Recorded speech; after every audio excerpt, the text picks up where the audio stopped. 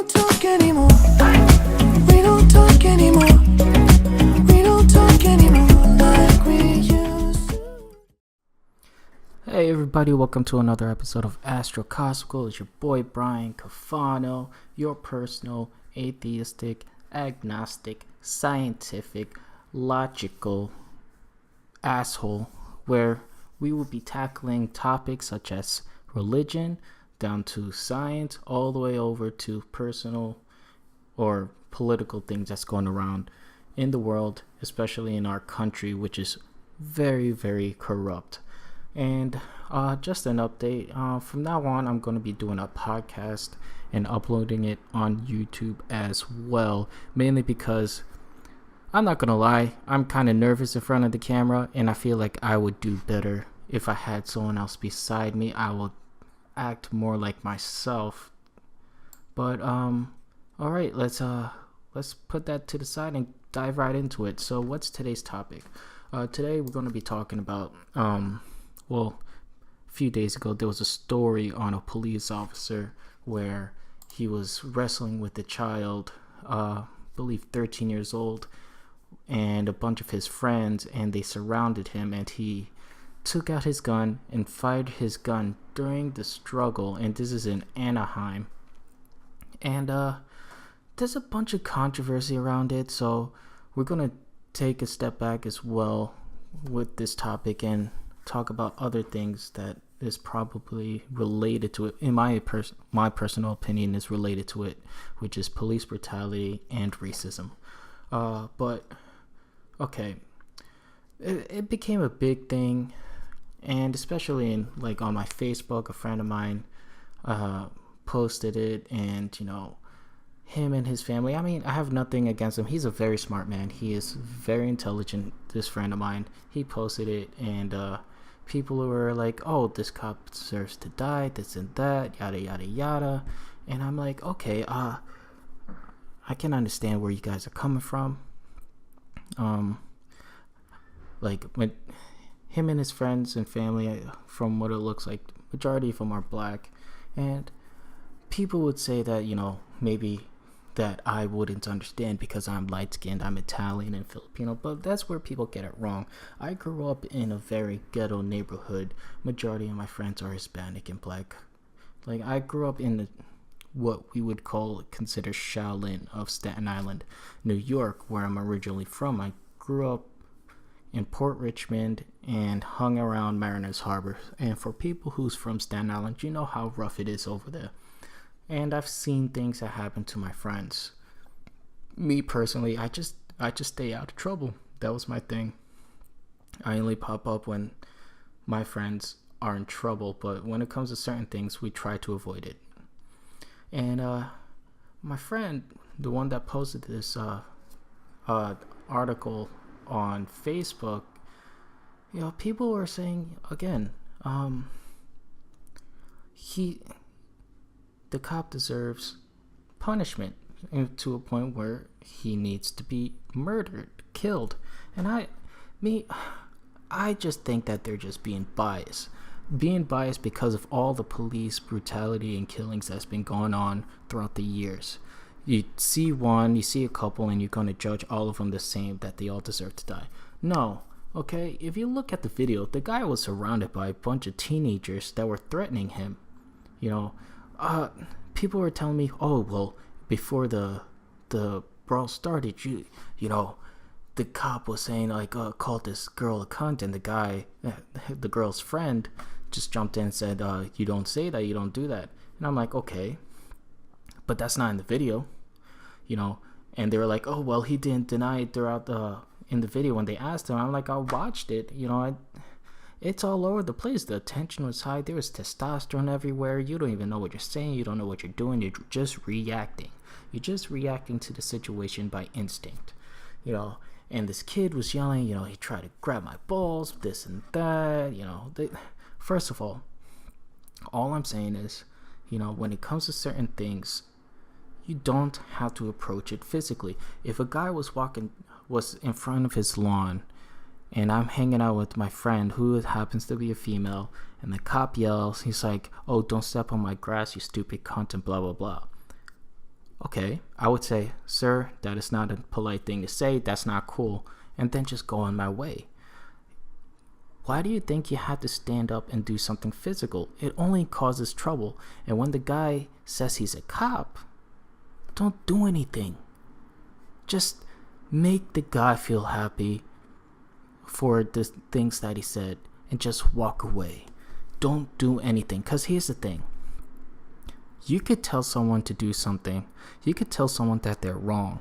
But that doesn't mean you're going to change their mind. Especially if it's going to be something with someone that you don't know, you've never met before, and you don't know how they are.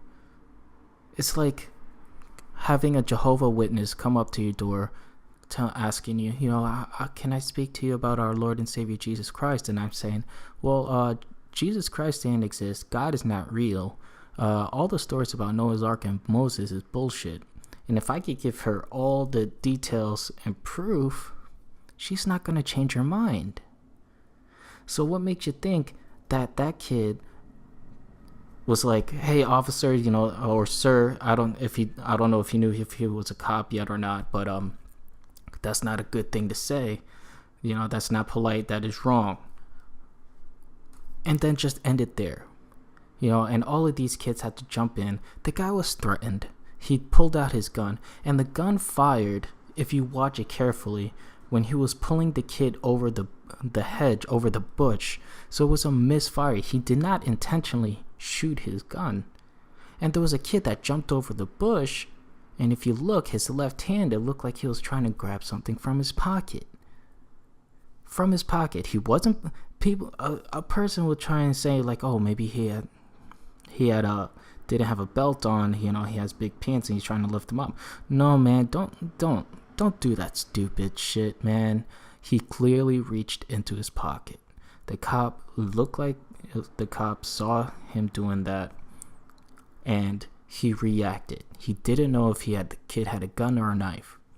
And from what it looks like, and from what the cop says, he called the cops before all of this happened, before all of this scuffling and physical contact happened. So all he wanted to do was hold the kid, because supposedly the kid said that he would kill him. The kid threatened to kill the officer, and the officer was like, I'm gonna hold you and detain you until the cops come.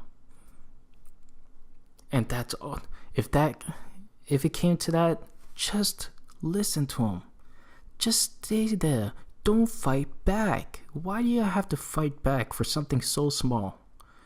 This is the reason why a lot of things go out of hand, and like racism becomes a topic when it even shouldn't be. Like, I saw other people posting their videos and their takes on the situation, and of course they had to say 14-year-old Mexican shot by police officer. And there's even one I saw that said 14-year-old Mexican kid shot by police officer and died. All of that's not true, but all it takes is one person that has a big enough following for them to believe it, and they're not going to do any more research. And it's just ridiculous. The whole thing is ridiculous. It's being blown up way out of proportion. But first, in my opinion, no one's innocent in this situation, in that case. No one is innocent, because they all reacted terribly. 1, the cop said something stupid. 2, the kid reacted to it in a very violent way. All you have to do, like the way I was brought up, my father always told me, if someone's giving you shit, just smile and walk away. Smile and walk away. It will make the guy feel stupid, maybe. Maybe he will try to do something physical back to you. If that happens, okay, yeah.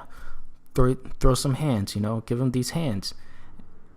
But before any of that, just don't go straight to violence. This is why we have all of these police killings. I mean, not majority of them aren't because people were trying to fight back with cops. Granted, majority of them, not majority, but there are, keep throwing the word majority like everything's a majority. But there are cases where people haven't done anything and have gotten murdered. And in my opinion, that could have been a racial thing. But to race, man. Let's talk about racism. Racism. People would say that it's a very sensitive topic. It is, but I don't give a crap. I don't, because stuff like this needs to be stopped. Racism needs to end. It is the one thing that is one of well, there's a lot of things, but racism is one of the things that's holding us back as a human race. Human race. That's one thing. A human. And I was also watching this, I follow Sam Harris, and I was talking with Joe Rogan and Hannibal Buress, and Hannibal Buress was, I love Hannibal. I respect his work. He is one funny guy. But here's the thing that he keeps bringing up. He's like, have you ever been in a situation as a black man walking down the street and randomly frisked by a cop? Of course, Sam Harris is going to be like, no, first of all, I'm not a black man, and I haven't been in that situation. But you don't have to be in that situation to sympathize and empathize for the things that's going on in other communities. He wants to help, but people are knocking him down because, he doesn't understand, he hasn't been in the situation. Well, here's the thing. I'm a white guy, and I've witnessed this to my friends. I joined the Navy, and I look at my Facebook's page, and I find out that a couple of my friends were murdered, not by cops. The Eric Garner case, the I Can't Breathe situation. Well, people in my neighborhood, we do know him. I know of him. And, I hear friends of mine getting murdered by other people. My black friends getting murdered by other black people. Even walking down my friend's neighborhood one night, and I just see this random dude with a shotgun in his hand. I've witnessed these things. But even if I did witness it, people are going to say that I don't understand because I'm white. I find that very disheartening. And if anything, that's racist. Just because things happen to your people, you can't cut out other people for trying to understand the situation and trying to help. You want things to change. And when someone is trying to help you, you knock them down. And it's not fair. Someone just like Sam Harris. Sam Harris is trying to help. He's a very statistical person. He looks at graphs. He looks at information, But someone like Hannibal Buress was like, you see stats, but you haven't been there and felt it. You haven't been through it like I have. And he understands that. I understand that. A lot of people understand that. But it doesn't matter. It doesn't matter what you feel. You're going off by emotional decisions, which is a very stupid thing to do because you're going to make stupid decisions. And people like Sam Harris and I'm not putting myself on his pedestal, on his level. One day I hope that I would, once I finish my education, and get my name out there. I want to help. I want to change the world. And I'm tired of all of this Black Lives Matter and feministic movements, all the feminism and everything, because you guys are just dividing yourselves from everyone. Whether you believe it or not, it becomes a tribal thing. I understand what Black Lives Matter is trying to do. You're trying to get equal rights and stop all the violence and all the bad things that's been happening to you. There's a lot of bad things happening to everyone. You're not the only race. If you're going to be going down that road, a lot of things are happening to everyone. And I'm not saying all of you are bad, but you do have a couple of bad seeds that's threatening to murder a bunch of people because they've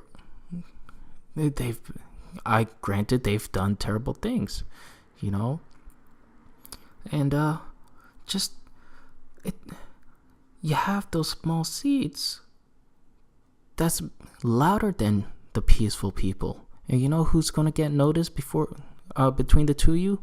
The smaller seeds, the smaller groups of Black Lives Matters that are violent.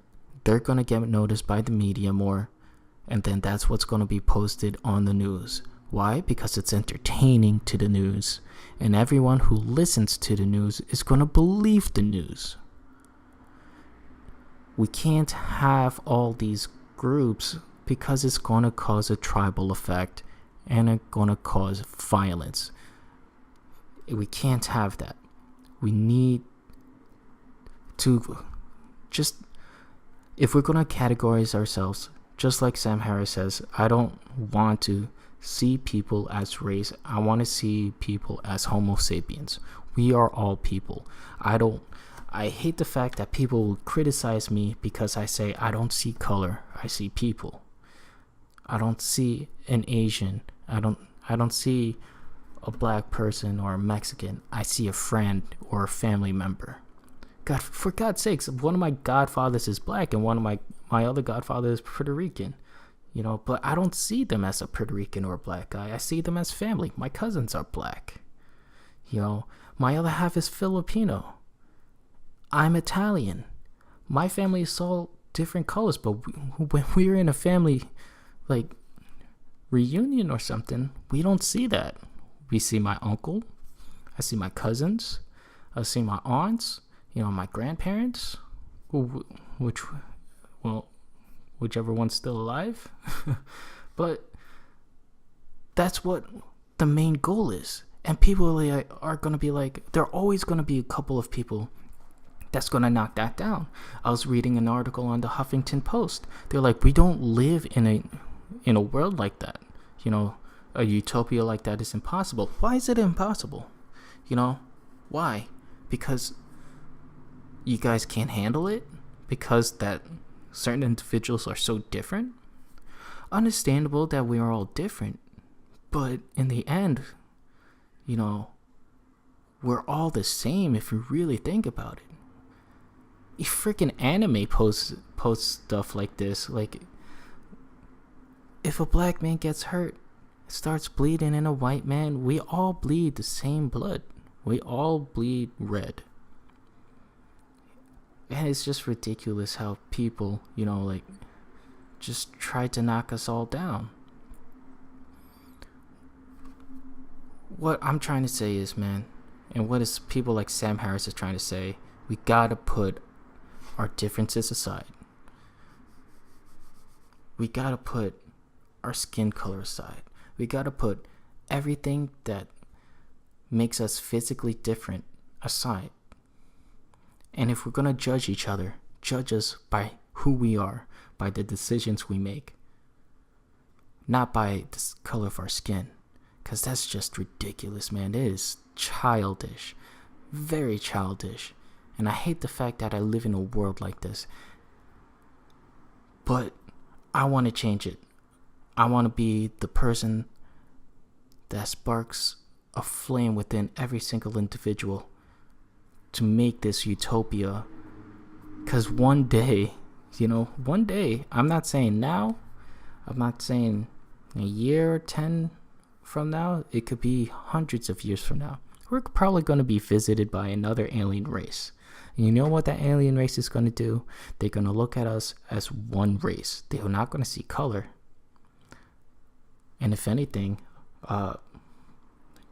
they could be hostile and just kill all of us because we're all the same to them. You know, and at that point, what's going to happen? Human race, we're not going to see each other by skin color and everything. We're going to see each other as one human race to fight another alien race. Honestly, I think that's what it takes. If that's what it takes for us to finally put our racism aside, so be it. Let us fight up against an alien invasion if that's what it takes for us to be united as one. Just like freaking 9/11. 9/11 was terrible, But why does something that big and terrible has to bring us all together as a nation? That is ridiculous, man. And it didn't even last that long.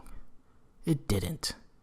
It upsets me that something that big in my own city, a terrible event where thousands of people have died, and that's what it takes for us to unite as one.